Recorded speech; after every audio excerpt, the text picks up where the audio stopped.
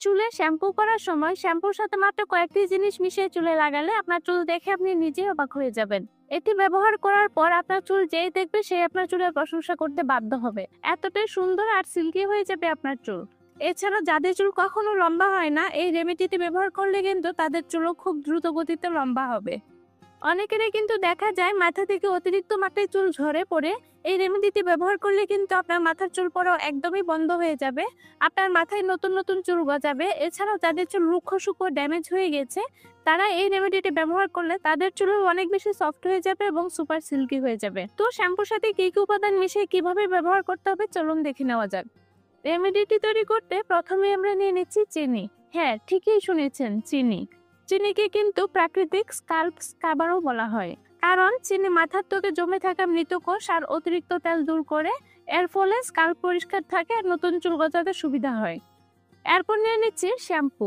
এখানে আপনি রেগুলার যে শ্যাম্পুটা ব্যবহার করেন সেটি আপনার প্রয়োজন অনুযায়ী নিয়ে নেবেন। শ্যাম্পু তো স্বাভাবিকভাবেই চুলের ধুলাবালি আর তেল পরিষ্কার করে দেয়, কিন্তু চিনির সঙ্গে শ্যাম্পু মিশে গেলে এটি এক্সট্রা ক্লিনিং পাওয়ার তৈরি করে। এবার সবশেষে নিয়ে নিচ্ছি চাল ধোয়া পানি। চাল ধোয়া পানি হচ্ছে প্রাকৃতিক হেয়ার টনিক। চাল ধোয়া পানিতে থাকা পুষ্টি উপাদানগুলো চুলের গোড়া শক্ত করে, চুলকে দ্রুত লম্বা করে এবং চুলের জ্বালা ফিরিয়ে আনতে সাহায্য করে। প্রয়োজন মতো চাল ধোয়া পানি এখানে আমরা নিয়ে নিয়েছি। এবার সবগুলো উপাদান একসাথে খুব ভালোভাবে মিশিয়ে নিতে হবে। উপাদানগুলো মিশিয়ে নেওয়ার সময় অবশ্যই খেয়াল রাখতে হবে চিনিটা যেন একদম গলে না যায়, কারণ চিনিটা হালকা দানাদার অবস্থায় ব্যবহার করলে স্ক্রাবিং ভালো হবে। আর হ্যাঁ, চাল ধোয়া পানিটাও কিন্তু ফ্রেশ পানি নিতে হবে, আগের দিনে রাখা পানি যেন না হয়। তো শ্যাম্পু ফেনার মতো হয়ে গেলে বুঝতে হবে আমাদের রেমেডিটি তৈরি হয়ে গিয়েছে। আমরা যে রেমেডিটি তৈরি করছি এটি চুলের জন্য খুবই উপকারী একটি রেমেডি। আপনাদের চুলকে ঝলমলে সফট ও সুপার সিল্কি করতে চাইলে রেমেডিটি একবার হলেও ব্যবহার করে দেখুন, আপনাদের কাছে রেমেডিটি খুবই ভালো লাগবে। আপনারা চুলে শ্যাম্পু সরাসরি ব্যবহার না করে শ্যাম্পুর সাথে এভাবে কিছু উপাদান মিশিয়ে চুলে লাগিয়ে দেখুন, আপনাদের চুলে পরিবর্তন দেখে আপনারা নিজেরাই অবাক হয়ে যাবেন। আর হ্যাঁ, এই রেমেডিটা কিন্তু রেগুলার ব্যবহার করা যাবে না, আর এটা ব্যবহারের নিয়মটাও কিন্তু একটু খেয়াল রাখতে হবে। তো আমাদের কিন্তু রেমেডিটি তৈরি হয়ে গিয়েছে। এবার এই রেমেডিটি আপনারা কিভাবে ব্যবহার করবেন সেটা আপনাদেরকে বলে দিচ্ছি। গোসল করার সময় এই রেমেডিটি চুলে ব্যবহার করার আগে অবশ্যই চুলটা প্রথমে হালকা পানি দিয়ে ভিজিয়ে নেবেন। তারপর এই মিশ্রণটা দিয়ে চুলের গোড়া ও স্কাল্পে 4 থেকে 5 মিনিট হালকা হাতে গোল গোল করে মাসাজ করবেন।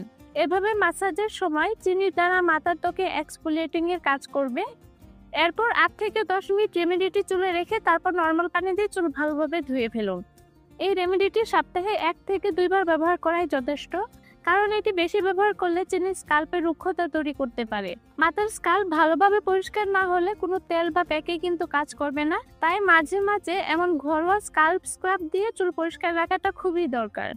এটি যে কতটা কার্যকরী একটি রেমেডি সেটা বোঝার জন্য এটি একবার ব্যবহার করেই কিন্তু এর রেজাল্ট দেখে আপনারা খুশি হয়ে যাবেন। তো আশা করি ভিডিওটি আপনাদের কাছে ভালো লেগেছে। ভিডিওটি ভালো লেগে থাকলে অবশ্যই একটা লাইক দিয়ে দেবেন, ভিডিওটি শেয়ার করবেন।